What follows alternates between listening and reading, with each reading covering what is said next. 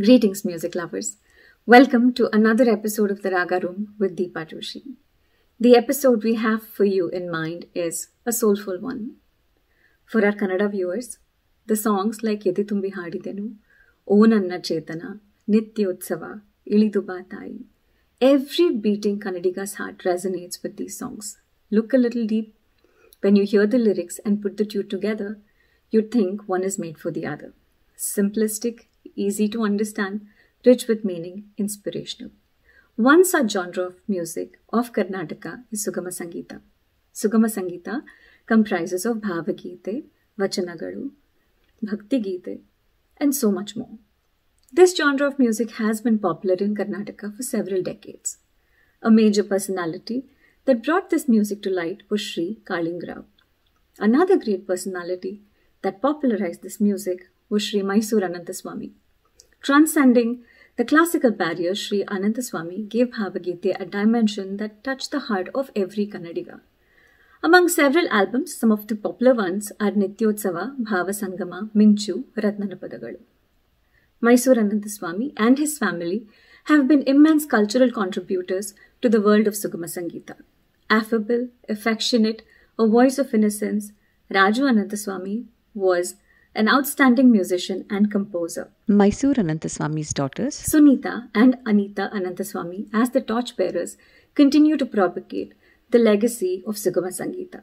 It is our great pleasure to have Sunitha Ananthaswamy here with us at the Raaga Room.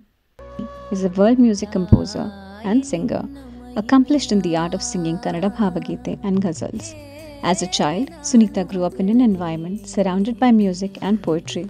She is the daughter of the famous Mysore Ananthaswamy, the pioneer of Sugama Sangeeta in Karnataka, who has left an indelible mark with his numerous compositions. Her father, being her first music guru, she also has received training in Hindustani classical music under gurus Pandit T.B. Harindra and Pandit Rajiv Taranath. As a composer, she has more than 100 released and unreleased compositions to her credit. She has given many performances in India and in major US cities. An All India Radio and Doordarshan artist, she gave her first stage performance with her father when she was 13 and has accompanied him in many performances all over Karnataka and in many Indian and US cities. A talented composer, she can play instruments like harmonium, keyboard, guitar, and mandolin. Sunitha has a master's degree in English literature and a bachelor's degree in journalism from Bengaluru University. She has worked as an anchor for Bengaluru Doordarshan and contributed articles for Indian Express, Deccan Herald, and The City. Her biographical articles about her father was compiled and recently released as a book with the title Nanna Anna, My Father. With her passion for journalism combined with her previous experience in the media, she continues to take up projects as and when time permits to produce a couple shows called The World Musician, a show featuring world music artists, and Aha America, about Kannadigas residing in North America. Her ongoing contribution to world music is noteworthy. For the past 25 years, in a home away from home, she has consistently been performing and teaching music. She also collaborates and performs with musicians of all genres through her music organization, Shanti World Music, leading with the motto, bringing the world together with music. That is exactly what she does. Without further ado, let's welcome Sunitha Ananthaswamy to the Raaga Room. ಇನ್ನು ಮಾತುಗಳಿಲ್ಲ ಬರಿ ಮೌನ ಮುಸುಕಿಗೆ ಎತ್ತ ಹೊರಟಿರಿ ನೀವು ಮತ್ತೆ ಏಕಾಂತಕ್ಕೆ ಮತ್ತೆ ಏಕಾಂತಕ್ಕೆ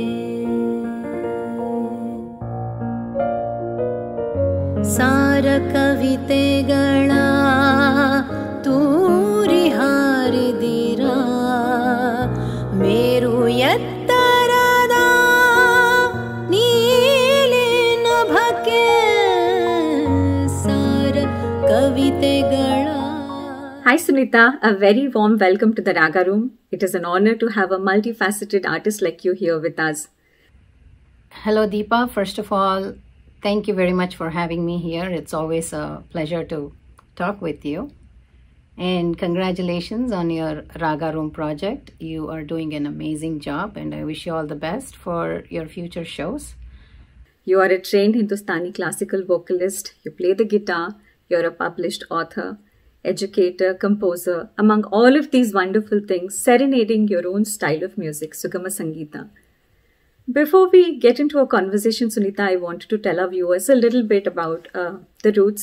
Your great-grandfather was the renowned musician and composer in the court of Nalvadi Krishnaraja Vadiyar. Your grandmother was a musician. And of course, your father, Sri Mysore Ananthaswamy, and your brother Raju Ananthaswamy, who does not know them? Every Kannadiga sings their composition. So please share a few insights about coming from this rich cultural lineage. I was definitely, in an environment where there was always music. There was, I would keep hearing about my great-grandfather from my grandmother, my dad, and of course, there was always music at home with my father. And whenever my grandmother visited, she would keep singing. Like she would learn something new or remember something, and she would say, okay, you want to listen to this? And then she would actually sing to us. So there was music all the time, and I wouldn't think of anything else. Music was my passion. Music was my breath, everything. So I couldn't think of anything else to become when I grew up. And to this day, music is everything to me. Oh, we definitely see that, Sunitha, for the kind of work that you have been doing and for the kind of contributions you have been making. I have known you for a few years now, and I have seen you incessantly working towards putting something out there, educating the children or coming up with compositions, involving people around you to be a part of what you are composing. So I think the work that you are doing in propagating this style of music is really exceptional. And you did say that, you grew up in a family of music, and, whenever your grandmother visited, she used to sing. And of course, your father too was a phenomenal composer. And, you had the who's who of the literary circles visiting your home, the best of the poets, and such beautiful poetry that turned into soulful compositions, a constant delivery of creativity of the creme de la creme of the Sahitya and Sangeeta.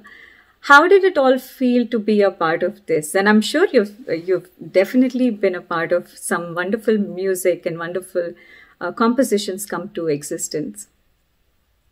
Well, while I was growing up, I had no idea that I was growing up in such an environment. So now that I think back, I go, wow, that was so beautiful then. There was I had all these, I had this opportunity to talk to wonderful poets, wonderful musicians, but then that was not my goal at that time. It was I was enjoying it more. I was taking it in without my knowledge. And, most of the poets were like uncles for me. Most of the other musicians were uncles for me. So even now I call many of the poets as uncle, and, that's how it used to be. I wish I could go back to it, and then I have so many questions myself that I could ask them, what was this, what was that? And I never realized that I grew up in such an environment until today. But it somehow, I think, to be in that environment is really important, because one constantly absorbs, and it's all there somewhere, and it manifests in different ways. When we grow up, we kind of draw from it, and it becomes a part of our personality.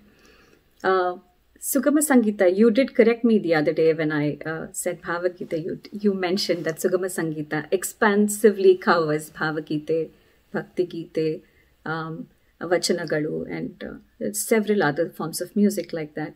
So please tell us a little bit about the origin of Sugama Sangeeta and let's say the cultural contributions by different people. So I would say folk music is the origin of all music, as you know, be it classical, be it Sugama Sangeeta, anything folk. It started with folk music, right? In Kannada music, there is Sugama Sangeeta, like you said, which includes different forms of poetry singing, I would say, different forms of poetry singing. It can be devotional poems written by saints like Purandaradasa, Kanakadasa, and others. And there are philosophical poems written by Shishunala Sharifa and D.V. Gundappa. And there are vachanas by worshippers of Shiva. And then there is, of course, folk music. And most of these poetry they all cater to a particular topic, like Krishna, Shiva, and then, philosophy. But then in Bhavageete, the topic can be pretty much anything. It's basically the emotion of the poet who writes about it, what he or she is feeling at the time of when they're actually writing it.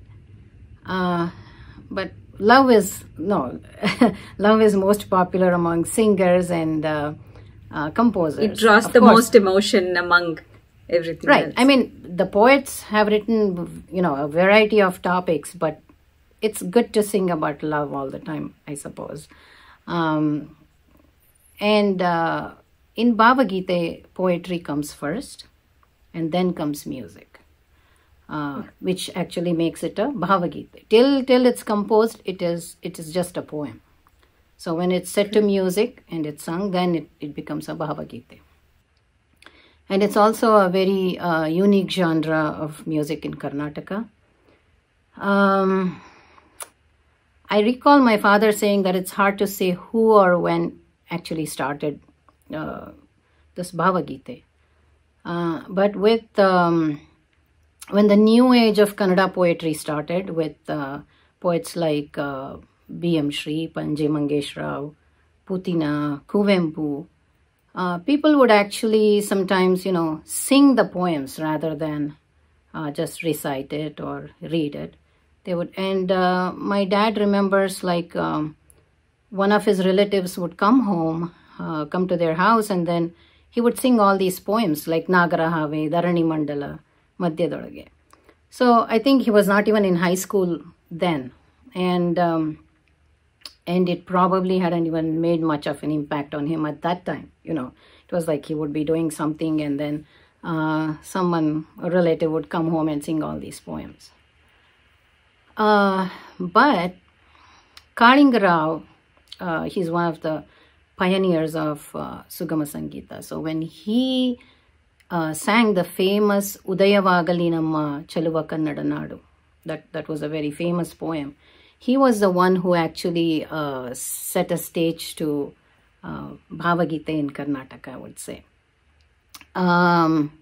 He not only established Bhavageete as a genre, but that particular song was supposedly very inspiring to many people, including my father, and those who were working towards the unification of Karnataka.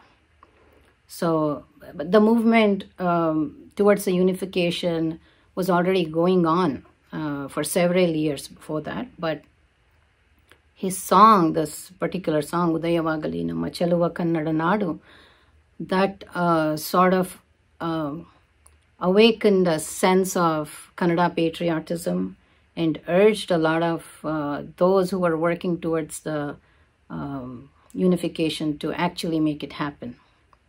It was like a stepping stone in that process, and that was the dawn of the era of Sugama Sangeeta in Karnataka, I would say. Wow. Especially Bhavageete. Wow. The power that it has, the power of lyrics and the power of tune, And like you rightly said, that it awakened the patriotism and to instill that feeling in everybody's heart and for people to remember it across decades. That is the power of music. And thank you so much for sharing these beautiful things with us, Sunitha. So you just told us about how Kalinga was instrumental in bringing Sugama Sangeeta into light. And of course, after that, your father went on to popularize it to the extent that everybody now knows several compositions of your father. So how did it start with your father, his journey into Sugama Sangeeta? So my father, he like, as we talked earlier, his grandfather was a Carnatic musician, and he had a lot of influences of Carnatic music. But just like youngsters of any age, any era, I would say, he would listen to, film music and all kinds of music. He would listen to all kinds of music, and he used to play flute. He used to play mandolin. And, Wow. For a long time, I think till he came to maybe college, he would play mandolin. And then, so after after hearing Kalingrao, then he got very interested in singing. And then many, like he says, many youngsters who were so much into classical music, after this incident, they all like sort of diverted towards Sugama Sangeeta. And so my father started composing a lot of songs as well. And then, so when he was in college, what happened was, Badappa Hukkeri, who was Kalingrao's counterpart in North Karnataka, and Kalingrao in South Karnataka, they were like one of the pioneers of Sugama Sangeeta. So both of them sang more of folk songs than Bhavageete, I would say, because that was their passion. And with my father's entry into this field, Bhavageete reached another milestone. He popularized Bhavageete to such an extent that Bhavageete took over Hindi film songs, which was very popular among college students. His love, the love songs, a lot of love songs he had composed from Mysore Mallige, they were very popular among couples of all ages then. So even when there was no social media, it still went viral. Right. My father had composed enough tunes for a good 3-hour concert, any of his concerts, that's all he sang. There was nothing else, it was just plain Sugama Sangeeta. So soon he became a household name. And 2 other milestones I have to mention is that he and poet Nisar Ahmad, they brought out Nityotsava, the first ever Bhavageete album, in the form of a cassette. And that was a raging success, and even to this day, the songs are very popular. And All India Radio in Bangalore, All India Radio, they dedicated an entire primetime program called as MSIL Geetegalu, which popularized Sugama Sangeeta to great heights. And I should say that that was the golden era of Sugama Sangeeta. Beautiful, beautiful songs and wonderful singers. They all emerged at that time. And I remember that we would all sit around the radio, like as if it was a TV, and listen to that program without fail, each and every song, and it was beautiful. So that's how it evolved. As far as if you take my father's, if you follow his track, But then there were many other people who have worked a lot towards popularizing this, and some of the names I have to mention are Padmacharan, H.K. Narayan, H.R. Leelavati, C. Ashwath, Shumogga Subbana, Ratnamala Prakash, Puttur Narasimha Naik, G.V. Attri, and of course, until the last 10 years, Raju Ananthaswamy, my brother. They all, these are one of the few of the names I'm mentioning, but there are a lot of other people who have really worked towards making Bhavageete a wonderful genre. Cyclically, things have been happening, like when you talked about with every generation there is something different the younger generation wants to experiment. And when you talked about when your father was in college and how, and when he started popularizing Sugama Sangeeta, it took over Bollywood songs, or it took over movie songs basically. And it is quite relatable because I guess the lyrics were of the nature that one could connect with, be it Mysore Malike or any other Sugama Sangeeta. I think people could relate to the lyrics. You could feel like it is a part of your life too. And more aptly when you tune it in such a way that, the thing that really surprises me the most about Sugama Sangeeta or Bhavageete is the fact that you just don't know if it is the lyrics that has been made for the music or the music that has been made for the lyrics. It works so beautifully and in tandem. So that is really wonderful. And Sunitha, you yourself, you are a trained Hindustani classical vocalist. You have trained under Pandit D.P. Harindra and Rajiv Taranath. So, you were in the classical route, and you, of course, you come from a family of Sugama Sangeeta, and naturally you would have taken to it. But what was your journey like? When did you feel like you have to choose this other path? So my father always insisted that we all learn classical music. He was very, very, very sure about that. Any musician has to know the basics, right? So my mother is the one who suggested I start learning Hindustani music. So, and then she took me to Pandit T.B. Harindra, and I started, I think I was in 6th grade. I was singing all songs, everything, and before then. But I started my classical training when I was like in 6th grade, I think. And then I learned for quite some time, nearly 10 years. I think I learned 8 to 10 years from Pandit Harindra. And then, by then I was like more attracted towards Sugama Sangeeta. So I started singing with my father on the stage. I think I was 13 years old. And I was like going between this and that. I knew I had to practice classical music. By then, my teacher would say, you can't do both. You have to do this first and then do that. But then I had this opportunity. I have to go sing with my dad, Not everybody gets to sing with my dad. Definitely not. And I knew that I belonged there more than here. But it's important to learn this. So at one point, my teacher said, I'm not going to teach you anymore.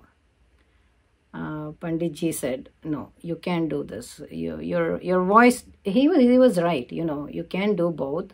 You can learn music, but if you have to be a classical music performer, it takes a whole different thing. And, the practice is different. Even for the light music, you can't say, I'm going to do more of classical music and then just sing Bhavageete. It's not going to work that way. They are both totally different styles. And you have to train your voice differently for both. So due diligence is important regardless of absolutely. what kind of style that you're. Yeah. So he gave up on me. my teacher Panditji gave up on me. He said, I'm not going to teach you. He wrote a big letter to my father and said, she is very interested in classic. And another thing I remember, I went to this scholarship, the National Talent Search Scholarship. I went to that interview. I think Pandit Sheshadri Gawai, they were all there. And they asked me a question. They said, what do you want to be when you grow up? I said, I want to be a music director. The correct answer would have been, I want to be a classical musician. And that came back to my teacher. He was so mad. He was so angry. He said, how dare you say that? I mean, I'm sure that wasn't very pleasant at that time for him, you know, to have his favorites. I think I definitely was one of it. He had a lot of hopes on me. And then he said, why did you have to say that? That's what I want to be. I mean, I didn't say that to him. Like, I was like feeling very bad that I did. But that's how it was, you know. I didn't see any other, that it was I was very sure that that's where I want to be. I'm sure. So, and then for I think one and a half years that I didn't train, I didn't learn classical because Panditji was very sure that he didn't want to teach me. And then after a while, my father met Pandit Rajiv Taranath somewhere on an occasion, and then he said, yeah, why don't you send her to me, I'll teach her. So I would go, I did a couple, 3 years, maybe 2 years under him. And then he was like, he knew what my goals were. He knew that I wasn't going into the classical, but I learned a lot of different things from him that has stayed with me. I mean, both the teachers that I've learned from, I learned all the basics from Pandit Harindra and then Pandit Rajiv Taranath. I learned a lot of things that I could use towards my Bhavageete singing, my ghazal singing. He is an amazing singer. Very few people know about it. But apparently he and my other guru Harindra, they both started learning vocal music together when they were young. Yeah. Oh, okay. So they started vocal music together, and then Pandit Taranath started playing sarod. Like, I think he was 21 or something when he started playing the sarod. So he would call my guru as Hari, Pandit Harindra. Hari ಏನು ಹೇಳ್ಕೊಟ್ಟಿದ ತೋರಿಸೋದು ಹೇಳೋದು, and he wouldn't go by the book. He would say, show me what you've learned from him. And then I would give a bandish, and then in that bandish he would teach me like how differently you can sing all that. And it was beautiful, but I had very little time then after that. So I think both the teachers somehow knew that you had to be the torchbearer of the Sugama Sangeeta. So I guess I wouldn't say torchbearer. They knew that what where I was headed. So excellent. You just brought up great points about when you were learning Hindustani music. It helped you shape your nuances in the music in Bhavageete that you sing and compose. And you have about 100 published compositions and probably another 100 that are not published to your credit that you have composed. Isn't it, Sunitha?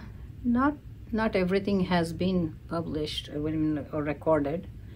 But I do have a lot of music that's like, even I have forgotten that I've composed. So that would lead me on to the next question. So you talked about the nuances. So most of like Bhavageete or Sugama Sangeeta is a genre of music that kind of, the mold of it fits many temperaments, like be it a patriotic song or romantic or maybe inspirational or something that is more introspective. It fits all the molds. So when you compose, what are you driven by? Is it the lyrics or the bhava, or what are you driven by when you compose a certain composition? I would say, to begin with, definitely, I mean, I haven't really thought about it. So when I read a poem, many times you read a poem like, I recently wrote an article for a book about Dara Bendre. They released a book recently, and I was one of the contributors to it. So I remember writing there, saying that when you read like some of Bendre's poems, especially, you read it with a tune or like a rhythm, like it's so rhythmic. Bendre's poems are so rhythmic. So that's I would say, one of the things. Definitely it has to be, the lyrics is the number one. I have to believe in I have to agree to what the poet is saying. I can. You have to resonate with the thought of the so it cannot be something that's against my thoughts. You don't really think about it, but you look at a poem, oh, the lyrics are nice, okay. And then you start singing it, and then even if you don't sing it, even when you recite it, there should be that, you call it chandasu in Kannada, so you should have that, that beat that's already there. Yes. So, yeah. The meter, yeah. Wonderful. Sunitha, you came to the United States many years ago. And when you came here, I guess social media was not as apparent as it is now. Today, it's much easier to get a message out to people through various forms of social media. But when you came in, it wasn't as much. And you have continually been working on compositions, educating people around you, and doing something or the other to keep this style of music going. So just share a few experiences about how it was when you came here, and what were your experiences, your challenges when you came to the United States. So when I came here first, I mean, I'd actually come here before I got married. I came with my dad in '88 on a concert tour. So we did like 22 programs in like 2 months or something like that. And yeah, every weekend there would be like 2 or 3 concerts, and it was a wonderful experience. I don't think I'll ever get back that experience. So I was already here. It was not completely new to me when I came here, and I'd made contacts, with people. But till I came here, I didn't know I missed performing so much, being there so much, Yeah, I would cry every day. It's not just the music, you miss the people, everything. So, and yes. And I'm sure we all have gone through it. So, writing letters, and that was the main thing. And I'm a person who would do something everywhere. It's not that I'm just gonna sit down and cry. Yeah. I volunteered at some music. We came. Vijay was studying at University of Maryland, College Park. It was a beautiful campus, and there was a music society there. So I would go there and volunteer my time. So many concerts going on. And music is music. It doesn't matter what kind of music it is, right? And there was a little church nearby. So I would go and sing in the church in the choir. Yeah. Wow. So I just learned like, they would say, do you know sight singing? I said, I have no idea, but I'll pick up the tune, I'll pick up whatever there is. And then, I mean, they wanted singers too, so they didn't care whether I knew it or not. The director was just asking me. So I just sang, and it was enjoyable. So that's how I am. Like, I'll make good of whatever I get wherever I go. So it was a long journey. Yeah. But now social media has brought the whole world together. So, and world has become smaller. That is a wonderful thing. Just to bring our viewers' attention to this one song that you taught all of us, and we made a small video, Ache Mane Subama, which totally went viral. It was so fun to learn and sing and record, and I guess many people enjoyed watching that song. Along with so many hats that you wear, Sunitha, you are also a published author. You have written a book about your father, and I have a copy of that book here with me. So tell us, and beautifully written, and such nice thoughts put together about your father and your view of your father, how it was growing up. So tell us a little bit about what drove you into writing the book, and maybe share an experience, something about something from the book. So this book, I had no idea it was going to be a book. So these were articles, and the person I need to thank is G.N. Mohan, who is the publisher of the book. So he always, you know, make me do something or the other. Like he always would say, you know, I also did a show for him like called Aha America. Would say, yes, that's right. So it's because of G.N. Mohan. So he said, do something, you know, just gather your friends and start talking. You know, that's how he used to be. As simple as that. Yeah, yeah. And then this book, right after that, he would say, why don't you start writing about your, an article about your father? I said, I'll try. And then I did one. He said, why don't you write? It's really nice. Why don't you start writing more? Like, let's make every Monday, let's have this article published every month. I said, no way. I'm not a fast writer. I'm not a writer. I mean, I did journalism, especially having seen such wonderful writers. I wouldn't call myself a writer at all. But then it's not an easy job, you know. So I somehow wrote, I did it, I did my job. And then last year, when I went to India, he said, why don't we publish a book? Well, these articles are really nice. I like it. Let's do it. I said, okay. And that's how it happened.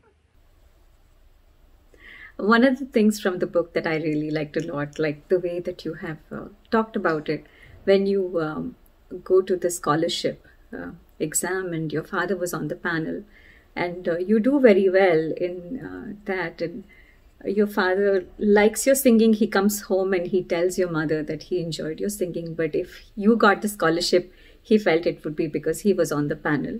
And the thing that I love about what you wrote was, it didn't matter to you that you didn't get the scholarship, but what was more important to you was how your father appreciated your singing. So many such beautiful experiences like that in the book. So I guess if our viewers are interested, definitely they can read this book. Makes for a very easy and a very interesting read. And Sunitha, now it is time for us to definitely want to ask you something that is close to your heart, a favorite composition. Tell us a little bit about it, and if you could also sing it for us, that would be wonderful. Sure. Well, as biased I might sound, Mysore Ananthaswamy is definitely my favorite composer, and he was an amazing composer. So the variety of tunes he's given us are like unmatchable, I would say. I mean, in my Absolutely. eyes. So like it's so wide. He had like Carnatic style, Hindustani style, Western, folk, devotional. Just to give an example.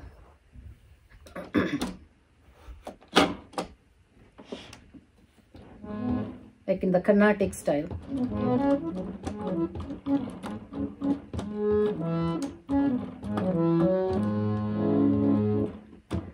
Yeni mahanandave o bhamini yeni sambhramadandave balu chandave yeni mahanandave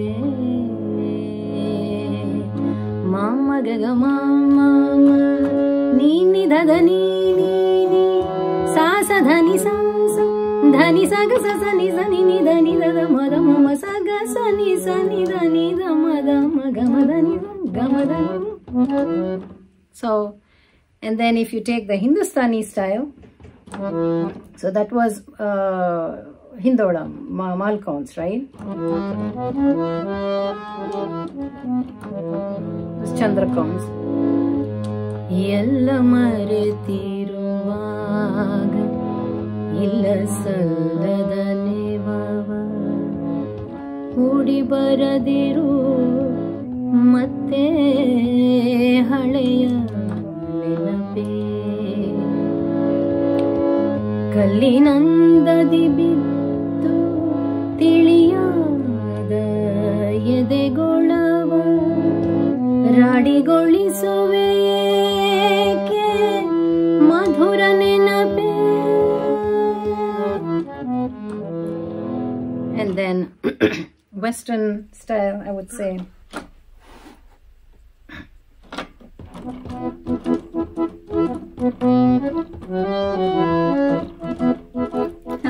ಭೂಮಿ ತಪ್ಪಿ ನೋಡಿದ್ದಂಗೆ ಬೆಳ್ಳಿ ಬಳ್ದಿದ್ರೋಡಿದ್ದಂಗೆ ಸಾಫಗಳ ತಿಟ್ಟಿಲ್ದಂಗೆ ಮಡಿಕೇರಿ ಮೇಲೆ ಮಂಜು ಭೂಮಿ ತಪ್ಪಿ ನೋಡಿದ್ದಂಗೆ ಬೆಳ್ಳಿ ಬಳ್ದಿದ್ರೋಡಿದ್ದಂಗೆ ಸಾಫಗಳ ತಿಟ್ಟಿಲ್ದಂಗೆ ಮಡಿಕೇರಿ ಮೇಲೆ ಮಂಜು. And Wow. what else did I say? Folk. I mean, there are quite a few, but this is what comes to my mind right now.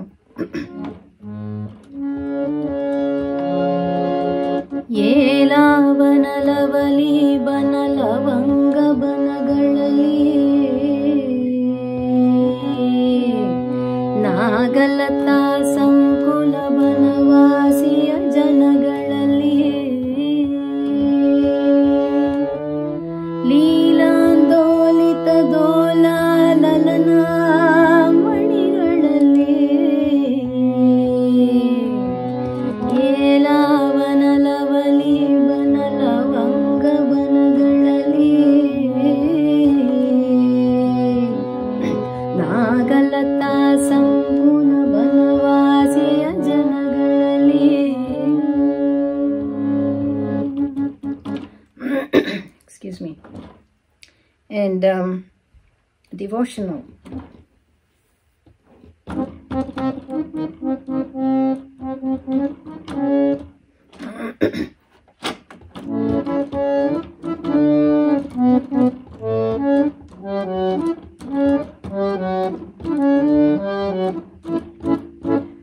ಅಮ್ಮ ನಾನು ದೇವರಾಣೆ ಬೆಣ್ಣೆ ಕದ್ದಿಲ್ಲಮ್ಮ ಅಮ್ಮ ನಾನು ದೇವರಾಣೆ ಬೆಣ್ಣೆ ಕದ್ದಿಲ್ಲಮ್ಮ ಎಲ್ಲ ಸೇರಿ ನನ್ನ ಬಾಯಿಗೆ ಎಲ್ಲ ಸೇರಿ ನನ್ನ ಬಾಯಿಗೆ ಬೆಣ್ಣೆಯ ಮೆತ್ತಿದರಮ್ಮ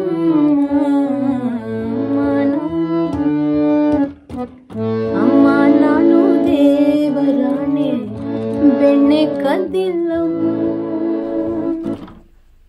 So, Wow. yeah, I mean, these, and Wow. there are many other compositions that are like so different from one another. So, I mean, he's my favorite composer. Wow. What can you say? Of course, it shows. Sunitha, you've been very kind enough to sing one song based on Carnatic, Hindustani, folk and devotional. Now I have to please request you to sing something from ghazal. I know you sing. You also have composed ghazals, right? And you sing them so beautifully. If you could, if you don't mind, sing a couple lines from a ghazal. Okay, sure. Thank you.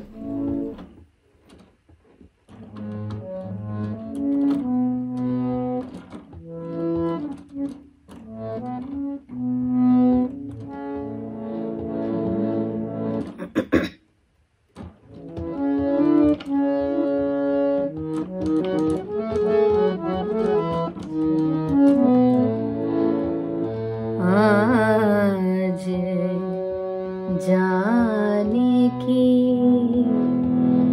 जिद ना करो आज जाने की जिद ना करो यूं ही पहलू में बैठे रहो यूं ही पहलू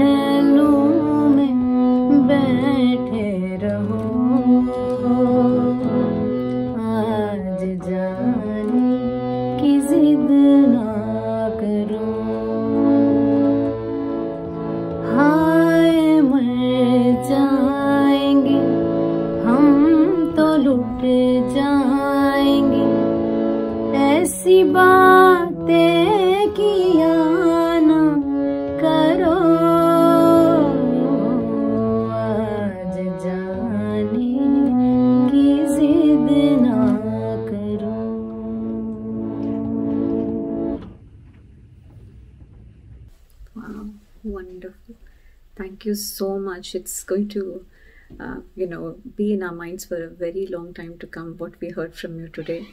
Sunitha, I thank you from the bottom of my heart for coming to the Raaga Room and sharing your experiences and such beautiful music. And this has been a great experience listening to all of your lovely music. Thank you so much again for coming to the Raaga Room. Thank you for having me, Deepa. It was wonderful talking to you. We thank Sunitha for leaving us with this Bhavapurna experience. If you think this melody was haunting, please tune into Sunitha's YouTube channel for many more of such melodic numbers.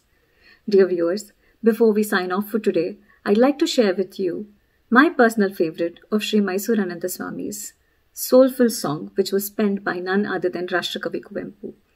Yelliyu nilladiru, maneyanendu kattadiru, koneyanendu muttadiru, O Anantavagiru. Do not stay at one place. Do not go build a house. Do not reach the end. Be eternal. O Nanna Chetana, Aguniya Niketana. O my conscious mind, be my guiding light. Thank you so much for joining us on this episode. We hope to see you soon at the Raaga Room, where the soul listens as notes speak. Thank you and see you soon.